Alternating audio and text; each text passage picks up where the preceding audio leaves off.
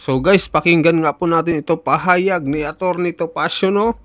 Dito nga po sa pagkakasuspinde kay Congressman Miao Kiko Barsaga ng 60 days at talagang binigyan niya ng papuri itong mga congressman na nagno na isuspinde itong si Congressman Kiko Barsaga, itong sila Congressman Libiste, Congressman Marcoleta, Congressman Ele, at sino pa yung dalawa mga kababayan. Basta yun, pakinggan natin itong pahayag ni Atty. Topacio at binanatan itong mga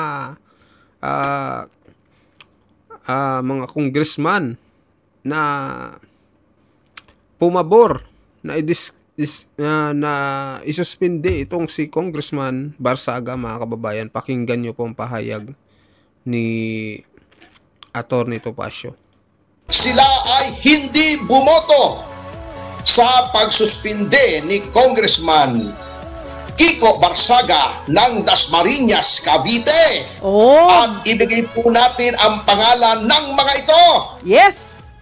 Una, number 1. Sakit Party List Representative Rodante Marcoleta. Yahoy! Makatao yan, makatao. Ibig sabihin makatao. Ito. Kamanggagawa Party List Representative San Fernando. Makatao din kasi mga bata eh. San Fernando. Patayin na natin sige, Eko, patayin na natin. Okay po. Eto, lalong papatayin natin ang Eko dito sa pangatlong hindi bumoto. Ha? Yes. Kasi ang pangalan niya ay Bagong Henerasyon Party List Representative Robert Nasal. Patayin na Eko niya, patayin na Eko. Ayan. Hindi ko kabisado yung tao na yan. Robert Nasal. Ayan. Wala nang Eko yan, wala nang Eko. Wala na. Sige po. Number 3 yan. Okay. Nagka-Eko parang masagwa Quezon City. Wag. Delikado tayo dyan, sir. Wag natin lagay ng Eko yung pangalan ni Representative Robert Nasal. Wag. Hanggang na lang tayo na. Hanggang Nasal na lang. Huwag lagyan ng Eko kasi Nasal. Pambastos kasi mga kababayan. Nasal, wala nang Eko, wala nang Eko. Wala na, sir. Sige. Quezon City 4th District Representative Bong Suntay. Yan, thank you. Ayan. Hindi natin ang Eko nito at ang panglima na hindi bumoto ay ang Batangas 1st District Representative Leandro Legarda Leviste. Patay ng Eko. Yan. Pero attorney, ibig lang sabihin yung 5 na yan, puro kabataan yan. Patay ng Eko, Wenner. Tanggal ng Eko. Yan. Attorney, puro kabataan yan. Puro kabataan yan, 5 na yan. Ibig sabihin, sila yung nag-iisip muna. Yung sinasabi ni Rizal na ang kabataan ay pag-asa ng bayan. Ayan, dyan ako naniwala. Pero yung nag-announce, yung ulalo, na yung si JC Abalos, bata rin yun eh. Bata rin ba yun? Mukhang tumatanda ng paurong. Sino pa yun? Tapos yung ginawa, di ba, nag-explain yung mga tao, nag-voting, nominal voting. Opo. Di ba? Yung 5, nag-oppose bago nagsalita si Representative Kiko Barsaga. Okay. At sinabi niya, tinatanggap niya, ngunit bagamat tinatanggap niya, dapat panagutin pa rin si Pangulong Marcos doon sa mga insertion at sapagkat bakit naman hindi? Kasi di ba, iniyabang pa ni Pangulong Marcos na binasa niya yung 4,000 plus pages pero nilagdaan niya, nag-veto lang siya ng kung magkano lang. Di ba? 29 billion lang. So alam niya. Dapat daw, sabi ni Representative Barsaga, panagutin din si Pangulong Marcos. Ngunit anong ginawa nitong mga kasamahan niya? Pinatayan ng mikropono. Gusto pang ito ba nagsasalita pa, interrupt mo? Anong kabastusan yan? Alam nyo, sa ginawang ito ng mababang kapulungan, yan, sunod-sunod na yan. Yung impeachment na palpak, yung Quadcom, Tricom, pagkatapos pinagtatakpan nila yung mga miyembro nila sa flood control, wala na, sirang-sira na po ang imahen ng bababang kapulungan. Ayun. Kaya na nag-umpisa, nung naging speaker si Romualdez, at tama yung sinasabi ni Kiko Barsaga na it has lost its constitutional mandate kasi ang mandate ng mababang kapulungan, actually the legislature in general, pati yung upper chamber, which is the House of the Senate, ay pangalagaan, ang primary purpose niyan ay pangalagaan yung kaban ng bayan sa pamamagitan na magpasa ng magandang yung General Appropriations Act. Ayun. Because, siyempre, ang sabi nga, the legislature holds the purse strings. Sila ang tagapangalaga ng kaban ng bayan. Ang ginawa nila, hindi nila pinangalagaan, ito ay kanilang ni-raid, kinurakutan nila ang kaban ng bayan. Hindi lamang yung flood control, hindi lamang yung mga ghost projects, yung pagkuha pa sa PDIC, pagkuha sa PhilHealth, pinabayaan nila lahat yan, yung hindi pagpapatupad ng automatic na appropriation for healthcare ng sin taxes. Yan, silang dapat gumagawa niyan, silang dapat pansinin nila kung nasusunod ang batas. I-call mo yung attention ng ating executive, ngunit anong ginagawa nila? Kanya-kanyang KKK, kanya-kanyang kurakot. Yun nga masakit pero attorney, parang sanay na sila sa ganyan. Yun nga at saka pag pinagsalita sa kanila na sila ay ganito, ganon, inaano nila, tinutuligsa nila.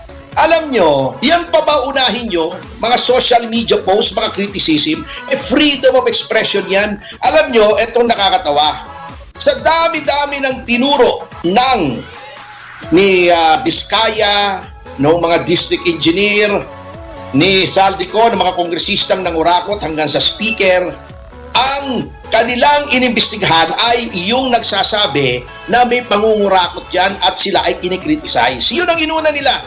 Inimbestigahan pa nila si speaker? Wala. Yung mga sinasabing tumanggap ng bilyon-bilyon, inimbestigahan ba nila? Wala. Yung sinabing mga kontratista ng mga congressmen, yung mga contractors, inimbestigahan ba nila? Wala. Yung ethics complaint kay Dan Fernandez na inihain ko, ginalaw ba nila? Wala. Iyan ang klase ng mababang kapulungan na meron tayo. Ngayon natatawa ko rito kay Claire Castro kasi gina-justify niya. May sinasabi kasi na nag-post siya sa social media niya ng mga scantily clad women, yung mga sexy. Opo. Alam niyo po na hindi yan per se na malaswa. Iyang mga scantily clad women, nasa konteksto po yan. Kung malaswa ang mga babae na scantily clad o yung kokonti ang suot, di malaswa na rin yung naging girlfriend o girlfriend pa yata ni Sandro Marcos, si Alexa Miro. Doon sa mga pelikula, naghuhubad-hubad yan yun ba malaswa? Yung pelikula ba ni Alexa Miro, malaswa? Di ang girlfriend ng anak ng Pangulo ay malaswa. Ganun ba ang kontekstong gusto nilang iparating? Nasa circumstances. Hindi porket hubad, malaswa. So, ang Vatican pala, malaswa. Maraming nudes doon. Yung Museo del Prado pala, ay malaswa. Maraming nudes doon. Sa Louvre, sa Paris, malaswa ba yung museo na yon? Maraming nudes doon. Itong mga ito ang kikitid ng utak. Kaya, sabi nga ni Mike Defensor, si Barsaga ay pinarusahan hindi dahil sa pagnanakaw, ngunit not because of corruption, but because of courage, dahil sa tapang, hindi dahil sa pagnanakaw. Kaya nga, palagay ko, magaan na rin sa loob niya sapagkat alam niya na ang pag-iisip, ang suporta ng taong bayan ay nasa sa kanya.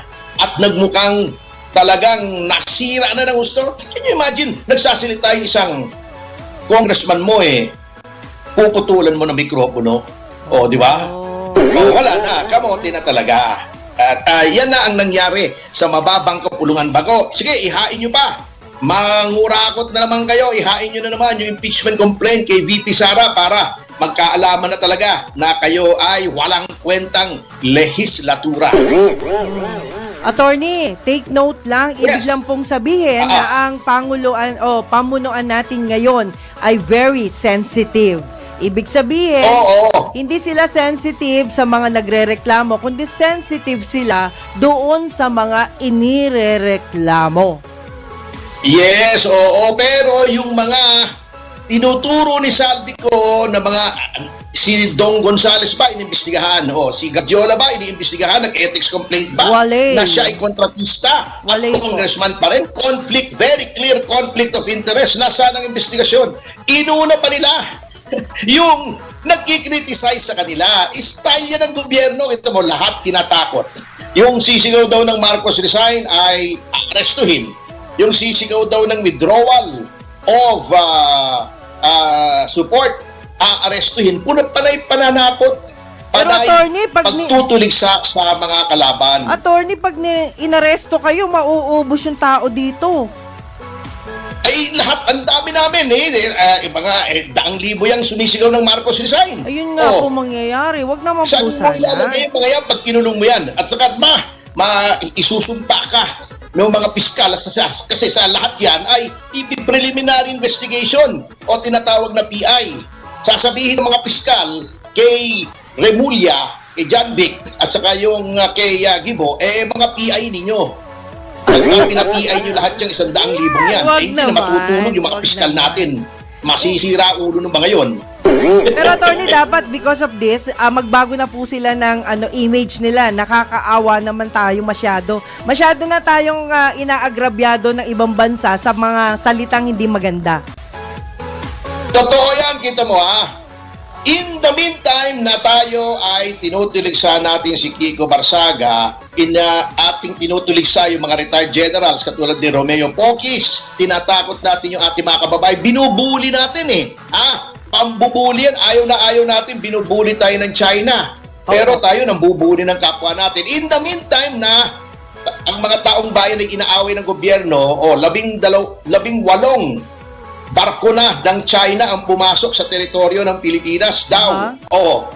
Kasi hindi natin inaatupag yan. Ang inaatupag natin, kinakalaban natin ang sarili nating mga mamamayan. Kalabanin nyo yung China. Pag pumasok po, kalabanin nyo, banggain nyo, i-water cannon nyo. Wala. Wino-water cannon nyo Tinitirgas nyo yung kapwa Pilipino. Tinatawanan tayo ng China. Sinasabi ng China, ay, luku-luku yung mga yan. Sila nagsasakitan. Pasukin nga natin. Hindi naman makakalaban yan Mahina yan kasi sila Yun ang masakit, attorney. Pero kayo po, bilang isang mamamayan, bilang isang abogado, bilang isang alam ko na meron kayong pagmamahal sa bayan, ano po ba yung mga dapat gawin ng isang taong kagaya natin? Well, tayo ay hindi dapat matakot sapagkat ang ating mga bayani na lumaban para sa ating kasarinlan ay hindi mga duwag. Bala nga, hinaharap nila Gulok lang, sibat lang na kawayan. Panlaban nila, laban sa mga kanyon at bala. Hindi sila natakot. Hindi sila natakot sa mga Kastila, hindi sila natakot sa mga Amerikano, lalong-lalo nang hindi natakot sa mga Hapon. Di ba? Hindi tayo dapat matakot. Yun nga ang sinasabi ko. Bakit nananakot ang gobyernong ito? Ang gobyerno na tinatakot na ang kanyang mga mamamayan na kanila lamang ginagamit ang kanilang karapatan sa ilalim ng saligang batas para ipahayag ang kanilang mga reklamo laban sa anomalya ay isang desperadong gobyerno na. Takot na yan, natataranta na yan, kaya pananakot na. Diba ikaw, pagka natataranta ka na kung ano sinasabi mo? Ganyan na po ang nangyari sa ating bansa. Napakasama na po nang nangyari. Ngayon, kita mo, Manang Juby Opo. Last week yata, ni Ray Juncondo, ni Saldico, hinahanap siya. May warrant of arrest. Wala naman doon. Alam naman nilang wala dito si Saldico. Patahanapin nila ngayon. Nag-search warrant naman doon sa isa na namang kondo ni Saldico. Anak mo, taping talaga. Puro optics, puro forma, puro drama. Kita mo yung ICI. Wala na yung ICI. Huwag nyo nang paniwalaan yan. Bakit? Kita nyo, ang ICI ay kinreate noong September 12. Sabi nila, Independent Commission on Infrastructure. Opo.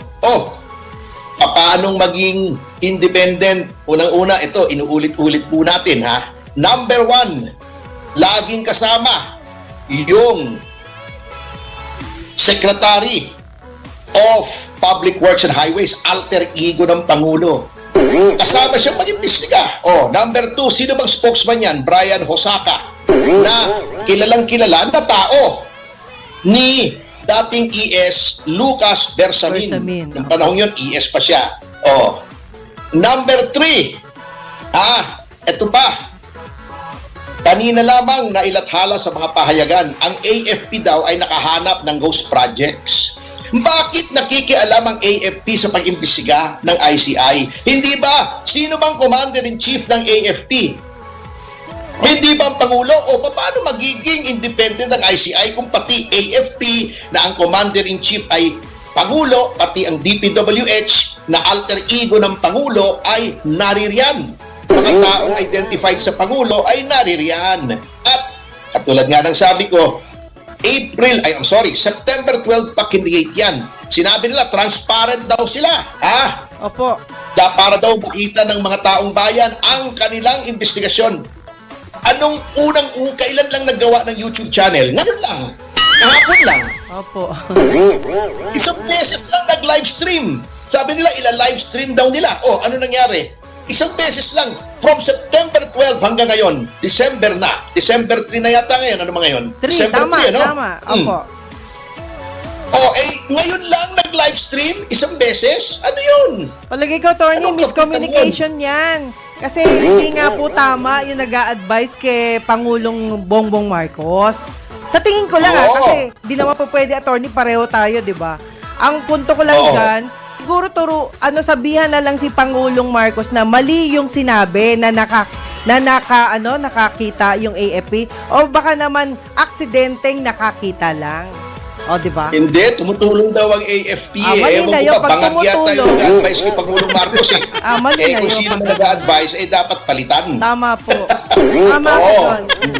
Pero attorney, na lang, kung siya, wala siyang advisor, desisyon niya yun, siya dapat palitan. Attorney, i-retract ko lang yung nasabi ko nung isang araw tungkol dun sa LTO. Tama po yung napag-usapan kanina ni Sir Dennis tsaka nung kanyang yung online guest na si Mr. Panganiban tungkol dun sa yung yan naman sa tungkol sa electric vehicle. Mamaya po kung pwede lang paki-discuss nyo po. Ano yun? I-retract ko lang yung aking nasabi. Anong electric yun? Yung electric vehicle po bawal na any bike, yung bike. Ginawa yatang Disyembre na yun di ba? Parang inurong na yata. Inurong po ng January. Magiging hanggang January. Kumbaga, December na lang ang last nila. Tama ho kasi lahat yung mga pinaliwanag po ni Mr. Panganiban. Kaya natuwa lang po ako, attorney, through our program. Hindi, maganda talaga yun. Opo. Electric vehicle. Pero safety, alam mo, in the greater scheme of ang sinasabi nila. Ano ba naman yung value ng electric vehicle na yan kontra sa yung nangyayari ngayon na floodgate, Opo. Okay na yan. Natalakay na naman yan Opo, pero tama. ang sinasabi ko nga, ang nangyayari dito sa ICI ay wala Walang nangyayari. Huwag na yung umasa dyan, maniwala na kayo. Hindi independent yan, hindi commission yan, konsumisyon na lang yan. Interdependent consumption na yan on infrastructure. Wala na pong katutunguhan yan. Kita nyo, sinong dinidemanda? Yung mga witness. Deputy District Engineer, mga kontratistang pribado, nasaan yung mga congressmen na pinangalanan? Nasaan yung nangyari doon sa testimonya ni Gutesa na male-maleta na pera dinadala, cash, sa bahay ni Martin Romualdez na sinuportahan naman ng pahayag ni Saldico. Ano na nangyari doon? Wala. Sinishield nila yon. Wala na mangyayari dyan. Puro optics, puro drama. Kita mo mga dinidemanda dito. Opo. Yung mga, sabihin na natin si Ko ay isa sa mga naituturing na balyena. Malaking tao rin yan di ba? Opo, Pero opo. alam nyo, sabi nga nung iba, ang balyena, parang isda yan eh. Ang mga balyena, tropa-tropa yan eh. Parang schools of fish, di ba? Opo. Ang tawag sa grupo ng balyena ay pod. Nasaan yung ibang balyena doon sa grupo? Ha? Bakit isa lamang? Hindi naman pwede. Chairman ng Committee on Appropriation, sino bang boss yan? Sino bang pumili dyan? Sino bang speaker? Oh, di ba? Kengkoy eh. Bago, may lumalabas na naman ngayon na yung allocable daw na ang malaki ay na kay Sandro Marcos. O ano nangyayari roon? O pustahan tayo pag umapir yan si Sandro Marcos, magre-request yan ng executive session na pagbibigyan ng ICI. O pustahan tayo. O hindi magpapa-livestream yan. O matatakot yung mag-livestream. Kasi mahirap depensahan yun eh. O, di ba? Pero natuwa ako kay Sandro Marcos dati. Sabi niya kasi, attorney, kung napanood mo, ang sabi niya, bakit kami ang mag-iimbestiga sa sarili namin? Yun ang sabi niya. Uy, dapat! Bakit? Hindi! Oh, hindi, ibig niya sabihin, dapat ibang tao mag-iimbestiga. They should cleanse their own ranks. Eh, di ba nag-iimbestiga sila? Di ba inimbestigahan na si Kiko Barsaga? Oh, ano sama nun? Eh, double standard eh. Yan ang mabigat. Opo. Anyway, ipagpapatuloy po natin ang ating pag-aaral sa pagbabalik ng Yes, Yo, Topacio. Magbabalik po tayo pagkatapos sa mga commercial information at petroleum. So, yun mga kababayan, ano pong masasabi nyo dito sa pahayag po ni Miss Joby de Guzman at ni Attorney Perdi Topacio na itong ang ICI mga kababayan, yung investigasyon ay walang nangyayari mga kababayan, no? At hanggang ngayon wala pang nakukulong daw na malaking isda. May mga nakukulong man, mga ano lang, ano yun, mga maliliit lang mga kababayan. Kung kay Senador Marcoleta nga ay mga botete at sap-sap lang ang mga hinuhuli. Hindi nila kayang manghuli ng mga malalaking isda at ipakulong mga kababayan. So, yun lang po mga kababayan, ano pong masasabi nyo dito sa pahayag ni Attorney Topacio. So, mag-comment kayo, mag-like at mag-subscribe. At sa mga bagong pasok dyan, pa-subscribe po ng ating channel. Maraming salamat po.